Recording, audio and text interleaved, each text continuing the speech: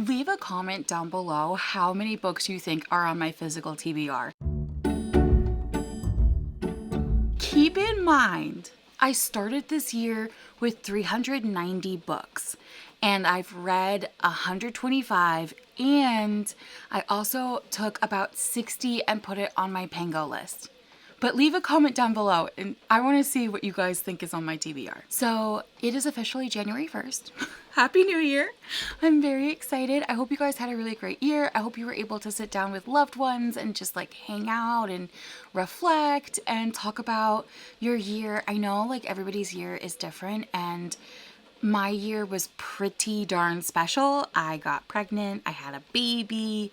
Things were pretty good for me on my end, and I'm very grateful for that. And so I love a good New Year's. I love a good New Year's because I really love reflecting in the past year about like my highs and lows and what made my highs high and what made my lows low. I really love being able to look back and see all of the things that I accomplished or didn't accomplish. I think that those are always really good to look back on. And so I would love for you guys to comment down below what you guys experienced in 2024, how it went for you, if it was a good year, if it was an okay year, what happened. If you want to share, you don't have to. And then I'd also love to know some of your goals. It can be any goal. It could be a reading goal. It could be a, I don't know, relationship goal, spiritual goal. It could be a health goal. I don't know. It doesn't matter. I would love to know your goals. I would love to be able to support you. And if you write your goals down, I will definitely be cheering you on my side. I have quite a few goals for 2025. And I had some goals in 2024, and that was to reduce my physical TBR. And first, I would like to say that I did do a one last hurrah for the bookstore. My husband for Christmas gave me a day as my Christmas gift, a day at Barnes & Noble where I got to buy whatever book I wanted, and I did. I bought quite a few books, and I think I got 9 books. 9.5 books. I'll tell you why 9.5. One of the books that I got was Piglet Does a Very Grand Thing. This is obviously not for me.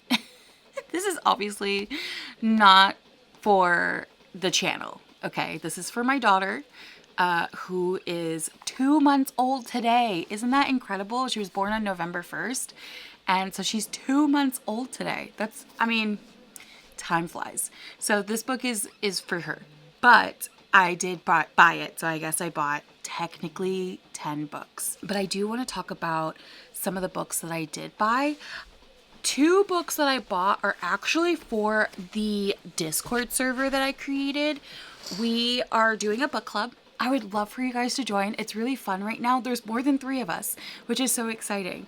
And so we are in the Discord. People are talking about like journaling and just like, it's just really fun right now. So I hope that it stays fun, like always. But right now especially, it's very fun. It's very intimate. There's not a lot of us, and so we all get to like chat, and it's really cool. But I had put up a poll for the book club because a lot of us had already read Dark Matter.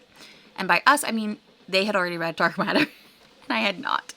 So I put up a poll. I was like, hey, should we switch the book? And people were like, yeah, let's switch the book. So we put up another poll, and it was between Pictures of You, which is this book, and The God of the Woods, which is this book. And it was tied. It was exactly 50-50. There were the exact same amount of votes on both sides. And I was like, okay, what do I do now? So I literally was like, hey Siri, flip a coin.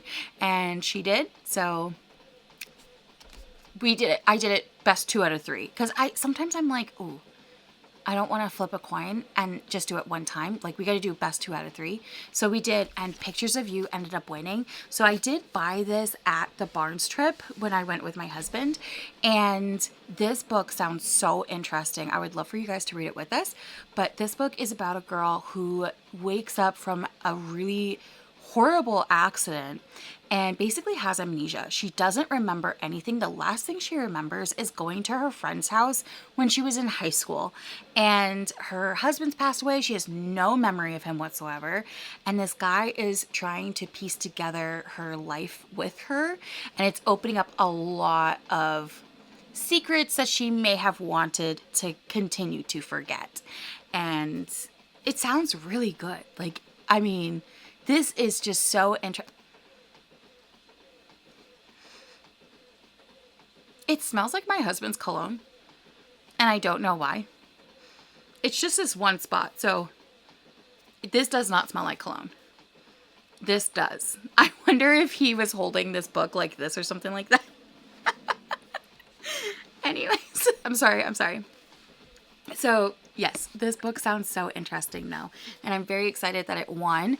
However, I asked the Discord, I was like, hey, since like 58% of us wanted to also read The God of the Woods, and a lot of people were like, I'll just buddy read it. Like, I'll probably still end up reading it in January. I was like, well, why don't I just open up a buddy read channel? And people are like, okay, yeah, that sounds good. So we're also going to buddy read The God of the Woods. Again, if you would love to join us, the Discord link is down below. I would love for you guys to join us. But this one also sounds very interesting. And I forgot what this one's about, right? Like, early morning, August 1975, a camp counselor discovers an empty bunk. Its occupant, Barbara Van Laar, has gone missing. Barbara isn't just any 13-year-old. She's the daughter of the family that owns the summer camp and employs most of the region's residents. And this isn't the first time a Van Laar child has disappeared. Barbara's older brother similarly vanished 14 years ago, never to be found. As a panicked search begins, a thrilling drama unfolds, chasing down the layered mysteries of the Van Laar family and the blue-collar community living and working in its shadow. Moore's multi-threaded story invites readers into a rich and gripping dynasty of secrets. It sounds really interesting. I'm very excited to read this. Also, it's multiple points of view. And when I say multiple, I mean multiple. Like multiple. There's so many points of view. So, and the chapters are really short too, which I'm very excited about. So those are the 2 Discord books that we are reading. And then I got quite a few more. So I think I want to start off with the only nonfiction book that I got, and that is called The Anxious Generation. This book is about the generation, I think it's the one below mine. I think we're talking about children in general. And it talks about like social media, screen time, all of that stuff, about how that is causing this mental illness that is plaguing America. And I'm a new mom. I'm very interested in these things in general. If you don't know my background, I have a background in psychology with a focus in clinical neuroscience. And so I love anything about the brain. And I actually worked in the psychology field for, I think, like 11 or 12 years. I worked for a very long time in the psychology field before I walked away. And this is just already interesting to me, but I also have been talking about this a lot with my husband about how I really don't think people know how to be bored today, and especially like younger people, they just don't understand what it looks like to be bored because they have entertainment so within arm's reach or fingers reach or whatever. It's always being thrown at them.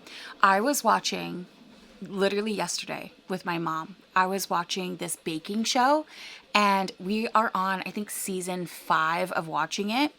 And I was like, I don't know if they hired a new editor or something like that, but they are literally switching scenes every second, and it's making me nauseous watching this show now. And my mom was like, yeah, they keep changing the scenes. Like, what's going on? And I was like, I have no idea. But literally, I would count out loud 1 and the scene would change. And I was like, this is way too like, I was like, I'm getting dizzy. Like, I'm getting dizzy from this.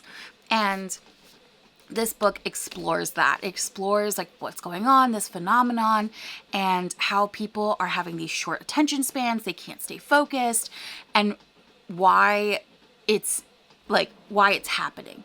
So I'm very excited to give this a read and just get more information on that. I really do think that people need to go outside and be bored for a little bit. I love being bored. It's one of my favorite things to do, is to just stare at my child, and we're not doing anything. We're just looking at each other, but it's like, I don't know, you get more creativity. I get so many ideas when I am just sitting there in my thoughts and just like not doing anything.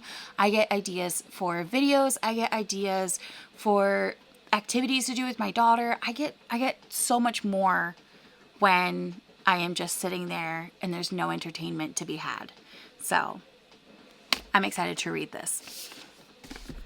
Then I think I will talk about the one book that I got that is a Christian fiction, and that is Redeeming Love. I think even people who are not Christian have read this book. It's like super popular just in general. I've noticed that, like, even when I talk to my friends who read purely secular books, like, they're like, oh yeah, I've heard of Redeeming Love, or even have read Redeeming Love. I do think they also made this into a movie. If you're not familiar with it, I'm shocked. But if you're not familiar with it, this book is, I think it's a retelling of Hosea from the Old Testament. If you have read the book of Hosea, God basically tells Hosea he has to marry this prostitute. I don't remember her name. It's like, I don't remember her name. I think it's like Gomer. So Hosea has to marry Gomer, who is a prostitute, and he redeems her through that marriage. And it's like supposed to mirror God redeeming Israel with his love. Hosea redeems Gomer with his love. It's like this whole thing. So, but yeah, so she is a prostitute. She is like, no one wants her, like no one. And so Hosea steps in and marries her and redeems her. It's a beautiful story. It's really pretty. It's really beautiful. I think this is the retelling of it, and I'm excited to read this because I've heard so many good things about it, and I heard that it is one that people cry reading because it's very like touching and emotional and raw. So I'm excited to read this. Obviously, it is not the exact retelling of it because the book of Hosea is not this long. It is literally like a 20-minute read. So I'm excited to go deep into the story though. Okay, we'll do this one. 2 years ago, Chloe Gong released a book called Immortal Longings. I read that book.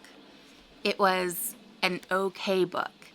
She spent the whole book really setting the stage and world building. So it was kind of long, it was kind of tedious, it was kind of slow. But the basic premise of that book are like, do you remember the book The Host? Okay, you know what? We're not going to talk about that. But it's similar concept where people can swap bodies and invade another body. And there's like this competition that they're doing. And they are swapping bodies. Only so many people can do this. But they're swapping bodies and trying to get to the finish line. This is book 2. And I'm excited. Look, first of all, that's stunning. That's so pretty. But I'm excited for book 2 because I think in book 2 we're going to get more of the story. Book 1 ended pretty hard. Like, it ended at the best spot an author wants to end you on in order for you to want to read book 2, because book 1 spent so much world building that they needed to do something to get you to continue on. And they did. So I'm hoping that book 2 is more just a lot more of the actual plot and story, because the plot and story is very interesting, of swapping bodies and competitions, and there's a lot of it. And important people are, it's the Red Wedding all over again. So I'm excited to just kind of go into this and read it and see how book 2 is. I would be surprised if this one doesn't live up to what I think it can live up to, because the whole plot is there. The whole building blocks are there. She just has to put it on paper, But yeah, I'm excited to read Viola's things. I don't want to tell you what this one's about, because it's going to pick up where we left off in book 1, but I don't want to tell you where we left off in book 1. It's important, okay? First of all, when I was pregnant, we didn't know the gender of our baby because we wanted to be surprised. Spoiler alert, she's a girl. And I was craving blueberries. It is snowing so hard right now. Like, there is a lot of snow going on. I was craving blueberries the whole pregnancy, so we just called the baby Blueberry, called her little baby Blueberry. And this book came out. It's called The Berry Pickers. It's actually set in Maine. So this family from Nova Scotia comes down to Maine to pick blueberries, which is, I think my husband was holding my books because they smell like his cologne. Anyways, so this family from Nova Scotia comes down to Maine to pick blueberries. That is a real thing that people do all the time. People come to Maine and they pick blueberries. It's a huge thing. We're very well known for our blueberries because they grow literally in the wild. Like, there's blueberries all over Maine. They grow wild. You can go into the woods and just grab blueberries. It's wonderful. Strawberries are the same, but we're not as well known for strawberries, I guess. I don't know. Anyways, so this family from Nova Scotia comes down to Maine to pick blueberries, and then fast forward, there is this girl who's, and like their son is the last one to see their daughter alive. She goes missing. And then there's this little girl who's been having these reoccurring dreams/nightmares, but she thinks they might be memories. Oh, are you waking up? She might be waking up, guys. Hold on. The blanket just fell off of her and she was a little cold. So, this girl, she's having dreams/nightmares reoccurring, but she thinks they might be memories. And so she kind of goes on this little quest, if you will, to figure out what is going on. She's opening up family secrets that people are like, do not open this up. Don't look into this too hard. So I'm excited to read this one, though. I'm very excited to read this one. I did get a book because our daughter's nickname is Kiki. And so I got Kiki's delivery service. But look, isn't that so cute?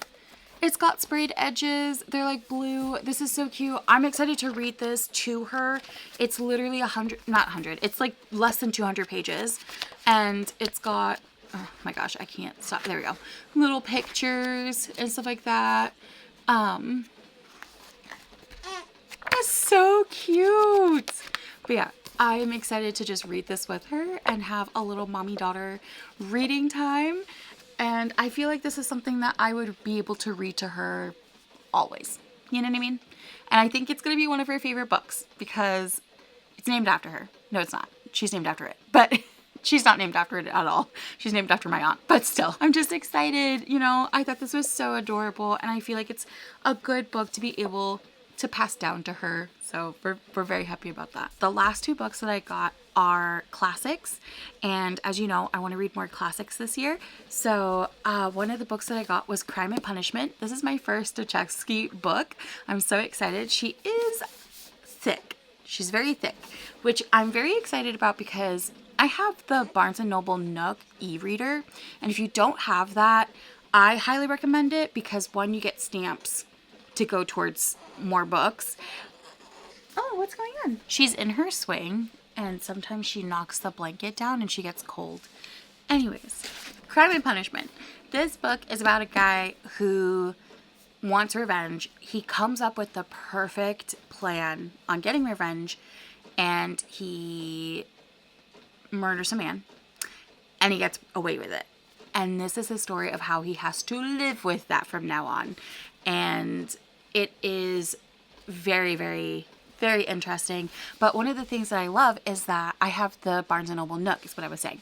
And in the Nook, you can get certain books for free, and you can also get them on audiobook for free. And this was one of them. I was able to get this book on audio for free on my Nook. So what I think I'm going to do is I'm going to listen to the audiobook while reading this at the same time, because this is quite a hefty book. Not every classic is like that. There's other books on the Nook app that are free that are not like classic literature or nonfiction literature. There's like fiction books, there's romance books, there's other things like that that are on the Nook as well that are free. But a lot of the books, the ebooks that are on there are pretty like cheap to get in the first place. So I think I'm going to listen to this on audiobook though and read it at the same time. And I'm very excited about that. So I'm excited to get to this. This is one of those books that like everybody's like, you have to read it. And I'm like, do I have to? But I do think I do have to now. So I'm excited to read this one. And then the last book that I got was Fahrenheit 451. Sorry, I can't talk. And this is a short book. Like this is a normal size short modern classic book. This is very similar to like 1984, if you're familiar with George Orwell's 1984. And this one is where they basically, these like, they're called firefighters, and they basically are just there to destroy printed books. Like anyone that houses these books, like they get rid of them. And it's because they want everyone to have the same school of thought. They don't want original thought or original content or anything like that. So they're getting rid of anything that goes against what the narrative they're trying to set is. And this one firefighter, he doesn't question anything. He's just going about his day with it. But then he runs into like a person and he starts to question if what they're doing is right. And so this is one of those books that people read and it's a little too real. So I'm excited to get into this one. I loved George Orwell's 1984. I read that one in high school and I absolutely loved it.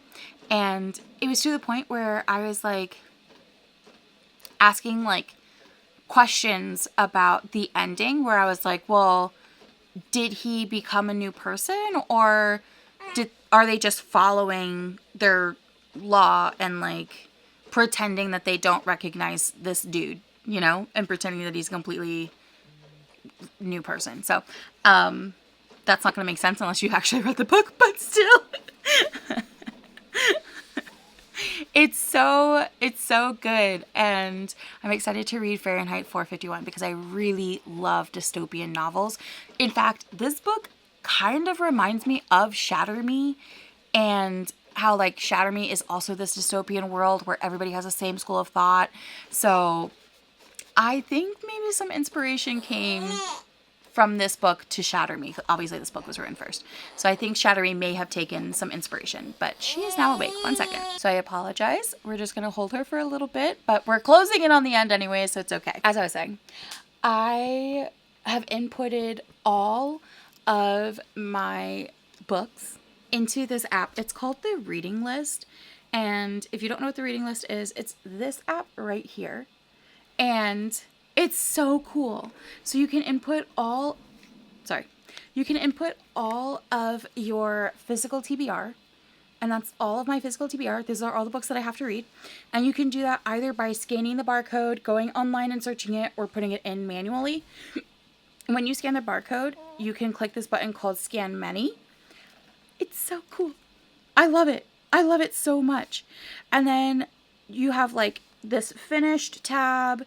You have an organized tab where I have my TBRs for the year. And I haven't like decided all of my TBRs for the year, just for January, but I have put some books in other months that are like the nonfiction I want to read, the classic book that I want to read, all that stuff. And then we have stats for when you start reading. And yeah, anyways, I love the Reading List. And why did I just get out of the app? I don't know. I love the Reading List though. And it keeps track of how many books you own for your to read. So I inputted everything. Again, put your like guesses down below. I need to know what you guys think. I read 125 books. I technically read 126, but one is a reread. So I read 125 books in 2024. And I got rid of about 60 books on my PANGO. I like put them on my PANGO, so they're not in my library anymore. I don't plan on reading them. And after everything said and done, I have 328 books on my physical TBR. That's right. But you know what? That is still progress because I started the year with 390, which means I still got rid of 62 books. And that's not a bad thing, okay? That is pretty good because, I mean, a lot of people just read 60 books. They don't even read 60 books. So I think I have done really well for myself. And this year, I again don't plan on having a numerical goal, but I do want to be more, what is the saying? Like more, not picky, but like I want to be able to DNF books more. I want to read for quality and not quantity. And so that's why I'm not setting a numerical goal. I really want to focus on the books that I am reading and the books that I do like, all of that stuff. I am still going to put Goodread reviews up because I like having Goodreads reviews. I like being able to go back and rereading those reviews. Also, it helps because like when I go to read Vilest Things, I don't want to reread Immortal Longings so that I can read book 2. I'm just going to go to that review on Goodreads and see what I wrote and see what other people wrote and be able to like go into book 2 with that information. So I think it'll be fine that way. So I do really like Goodreads. I don't have Storygraph. I do have Fable. I don't really use Fable. I don't know, maybe because I haven't used it that often. Like I just don't like it that much, but whatever. It's fine. I will still use Goodreads though this year and forever. I will still use it. 328 books on my physical TBR. That's what we're working with going into 2025. And 2025 is a buy year for me. So I can buy as many books as I want this year. As we know, I do a year-long book buying ban every even year. And then I buy whatever I want on the odd years. And there are stipulations for even years. For instance, like gift cards. I had a lot of gift cards, and then people kept giving me gift cards throughout the year for like different things. Like when I got pregnant, they gave me a gift card. Like a bunch of people gave me gift cards when I was pregnant for books. And yeah, because they were all like, you're gonna need books throughout your pregnancy because there are times when like you're just in the chair, you're too sore to be able to do anything. And then people are like, you're going to want to buy books for when you give birth because when you are breastfeeding, you can't do anything. You're just sitting there. So reading is really what like a lot of people did when they were in my shoes. So yeah, I got so many book gift cards. It was hilarious. And then my husband, you know, was like, oh yeah, like that's your Christmas gift is going to Barnes and buying books. So it was, yeah. It's been quite the year, but I'm so excited to go into 2025 and see what happens and see where I go. I did leave a bunch of book clubs that I was like, you know what? These books just they're not the books that I enjoy reading. And there's nothing wrong with it. It's just that people are picking these very popular books that I have no interest in. So I ended up leaving those book clubs, and trying not to feel guilty about that is really difficult. So, but yeah, I am excited for 2025. I'm excited to read intentionally. That's the word that I was trying to find. I'm excited to read intentionally. I'm excited to have these amazing books to talk about with you guys. I'm so excited to be fired up to talk about books again. I feel like sometimes I was doing these videos and my heart just wasn't in it because I was doing it because everybody else was doing it and it was a popular read and I wanted to stay up to date with everybody. And now I'm just like, you know what? this channel is mine. I want to talk about the books that I want to talk about. So I actually have just started, hold on, let me grab it. I just started today. This is my first book of the year. I have just started The Hunger of the Gods. This is book 2 in the Bloodsworn trilogy by John Gwynne. And I've just started that book. I literally am not even done with page 2, so it's fine. But I did start it this morning and around like 3 in the morning.